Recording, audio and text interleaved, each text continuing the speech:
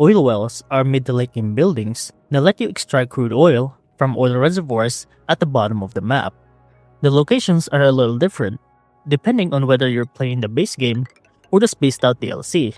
In the base game, locate an oil reservoir in the oil biome, usually near the bottom of the world. This is what an oil reservoir looks like. Once you have a path that the duplicants can access, you can start to build an oil well over the reservoir. And this is the whole setup. And when you run this for an extended amount of time, this is what ends up happening. The oil will fill up and cover the well by a bit. This actually helps with cooling down the oil well because in the long run, the oil well has a higher tendency to get really hot. Now that's usually not a problem for the well itself, but the problem lies in the water inside the pipes. They can get too hot and evaporate inside. This will in turn damage the pipes. Now eventually, the oil well will clog up and have to be manually operated by a duplicant. I recommend that your duplicants have Atmo suits when doing this, or they'll end up overheating and take damage.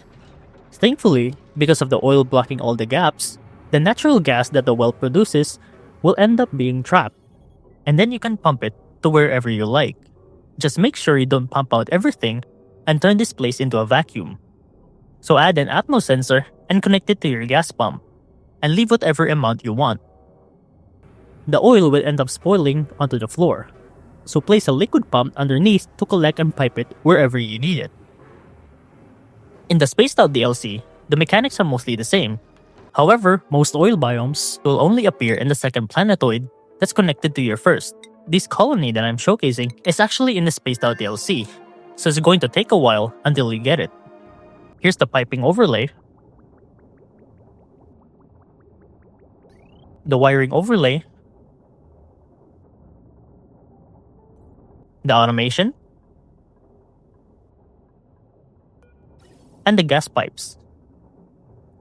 And that's how you build an oil well in Oxygen Not Included.